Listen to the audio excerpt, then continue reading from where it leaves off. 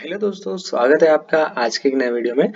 बल्कि आज से हम एक प्लेलिस्ट स्टार्ट कर रहे हैं जिसमें मैं बताने वाला हूँ कि पूरी की पूरी जितनी भी इंजीनियरिंग ब्रांच है उसकी ए टू जेड डिटेल, यानी कि उसमें क्या कुछ होता है, क्या आपको पढ़ना पड़ता है, जॉब किस तरह से मिलती है, जॉब का पैकेज क्या रहता है, most prefer job location, job post, वो सब कुछ हम बताने वाले हैं। सो आज का जो वीडियो होना है वो होने वाला है कंप्यूटर और आईटी इंजीनियरिंग के लिए। अब यहाँ पे ही मैं आपका एक कंफ्यूजन दूर करना चाहता हूँ। तो देखिए, सबसे पहले तो कंप्यूटर और आईटी में डिफरेंस कितना है। तो कंप्यूटर और आईटी में बहुत ही कम डिफरेंस है। अब मान लीजिए कि ये पहला बॉक्स है वो कंप्यूटर स्टूडेंट्स है और ये जो है वो आईटी इंजीनियरिंग के लिए।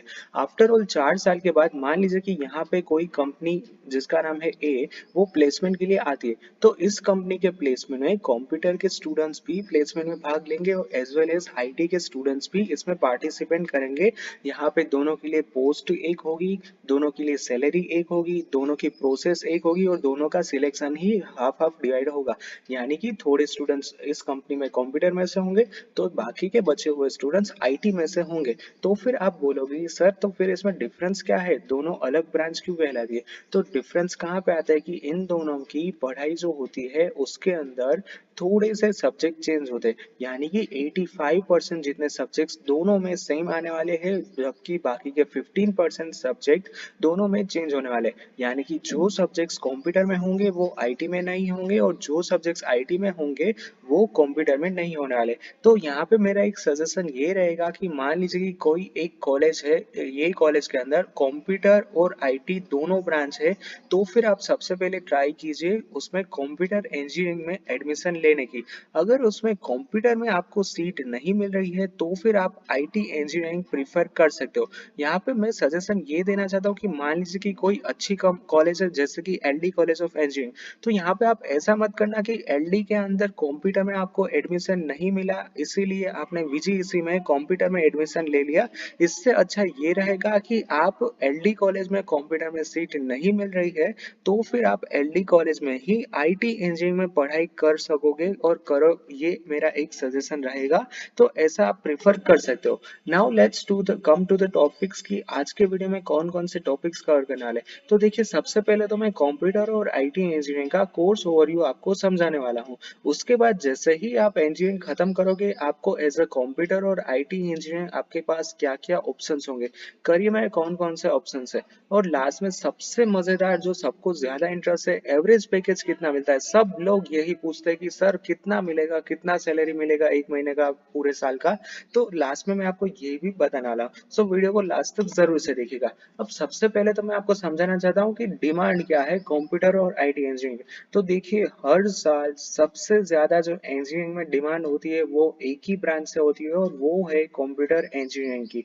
दूसरे पे आता है मैकेनिकल, उसके बाद आता है सिविल इलेक्ट्रिकल कोर ब्रांचेस। तो सबसे ज्यादा डिमांड होती है कंप्यूटर इंजीनियर्स की हर साल के लिए। अब यहाँ पे होगा क्या कि डिमांड सबसे ज्यादा है, तो इसीलिए होगा क्या कि सबसे पहले कोई भी कॉलेज का मेरिट क्लोज कहाँ पे होगा, जो भी कंप्यूटर की ब्रांच होगी उसी में सबसे ऊपर मेरिट क्लोज होगा।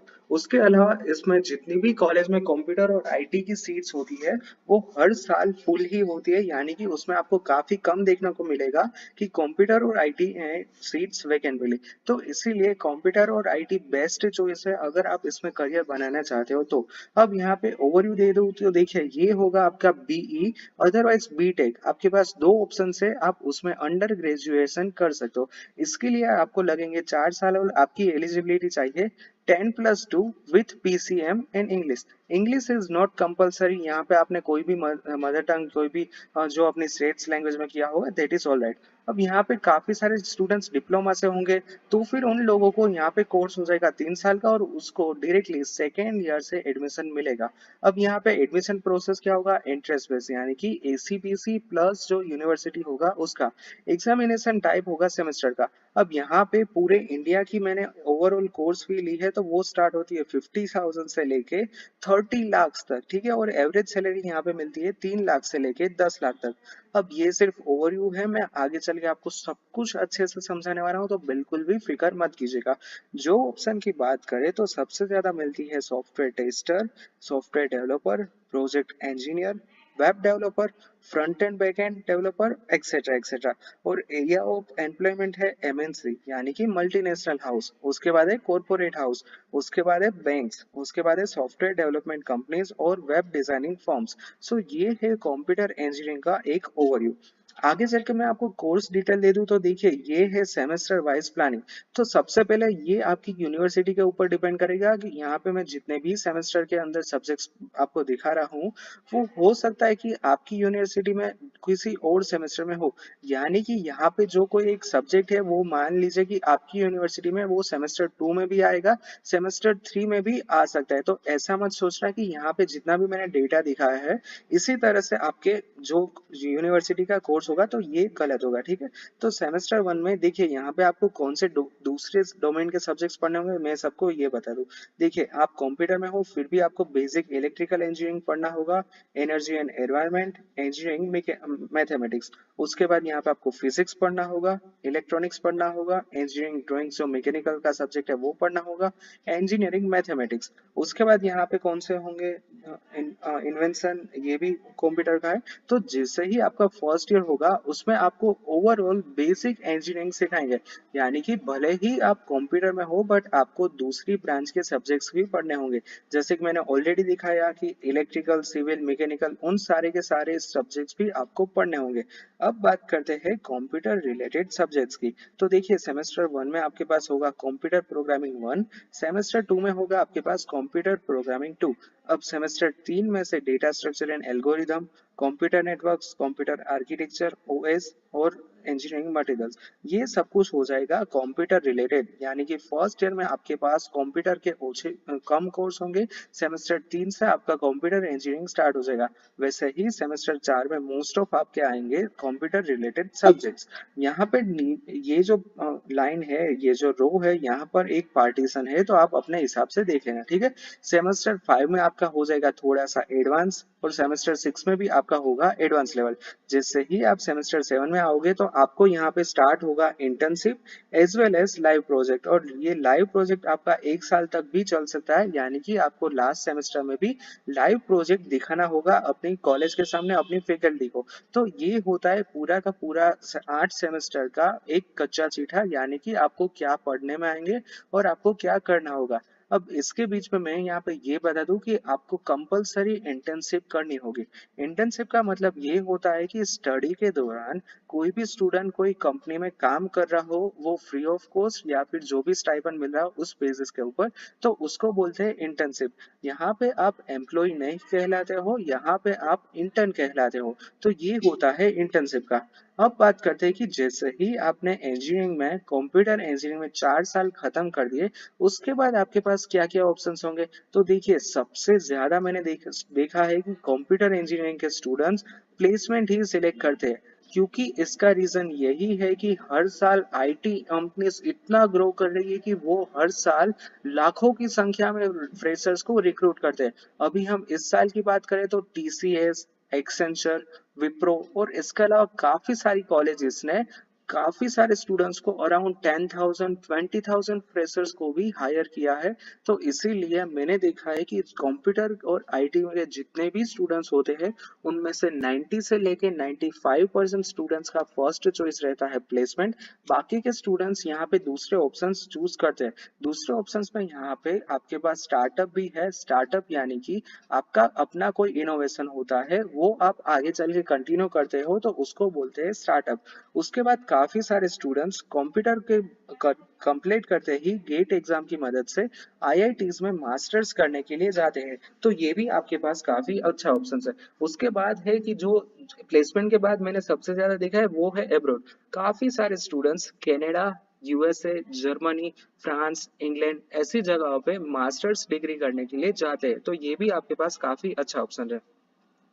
उसके अलावा है सिविल सर्विसेज यानी कि union public service commission UPSC, और उसके बाद है जीपीएससी, ये भी काफी अच्छा ऑप्शन है।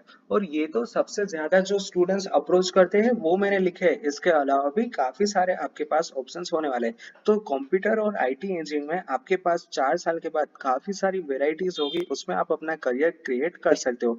अब करियर अपॉर्चुनिटीज की बात करें तो मैंने आपको बोला था कि आपको कंप्यूटर के बाद मान लीजिए कि आप जॉब में जाते हो, तो आपके पास ये जो है ना वो मोस्ट फ्रीक्वेंटली पोस्ट है, यानी कि हर 10 में से 6-7 स्टूडेंट्स को यही पोस्ट मिलती है, बाकी के स्टूडेंट्स को डिफरेंट पोस्ट मिलती है। तो ये है जो मोस्ट फ्रीक्वेंटली आपको पोस्ट मिलती है, जिसमें से फर्स्ट है software developer, full stack software developer, data analyst, data scientist, database administrator, cyber security specialist, data engineering, machine learning engineer, computer network architecture, system administrator, QA और टेस्ट ऑटोमेशन इंजीनियर्स और game developer. तो ये है most frequently आपको मिलने वाली post. अब यहाँ पर सैलरी काफी बढ़ जाती है अगर आप इन सारी पोस्ट में हो, यानी कि ये वाली पोस्ट जैसे कि डेटा एनालिस्ट और डेटा साइंटिस्ट, डेटाबेस एडमिनिस्ट्रेटर।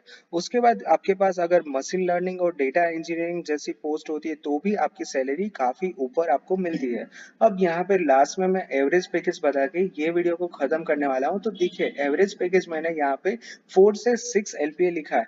इसका रीजन क्या है कि यहाँ पे काफी सारी कॉलेजेस 12 लाख के प्लेसमेंट भी प्रोवाइड करती है कंप्यूटर स्टूडेंट्स के, और ये हर साल मिलता है। इसके अलावा 6 लाख की कंपनीज काफी सारी आती है, 8 लाख की कंपनीज भी आती है। बट होता क्या है कि मान लीजिए कि अगर 100 स्टूडेंट्स होते हैं, तो 100 स्टूडेंट्स में से 2 या 3 स्टूडेंट्स को ही कितना मिलता है, 12 LPA। बाकी के मोस्ट ऑफ स्टूडेंट्स की रेंज होती है 4 से 6 के बीच में, मेजोरिटी स्टूडेंट्स को इतना ही पैकेज मिलता है। तो इसीलिए मैंने यहाँ पे एवरेज पैकेज में 4 से 6 लाख पर एनम लिखा है। बट ऐसा नहीं है, अगर आपकी स्किल सेट काफी अच्छी है, अगर आपने एचजीए में काफी अच्छे से पढ़ाई की है, तो फिर यहाँ पे 8 लाख, 10 लाख, 12 लाख के भी पैकेज मिलने के चांसेस है। और ये मिलता ही है। इनफैक्ट मेरी कॉलेज में इस साल मतलब मेरे साथ जितने भी स्टूडेंट्स थे, उनमें से 2 स्टूडेंट्स का 10 लाख में भी प्लेसमेंट हुआ है। तो ये भी काफी अच्छी बात है। So that's it for today's video. Thank you guys for watching this video. अगर वीडियो को लास्ट तक देख रहे हैं then please subscribe my channel and press the bell icon for the latest notification. अगर आपको वीडियो रिलेटेड कुछ भी डाउट है then do ask me in the comment section. Thank you.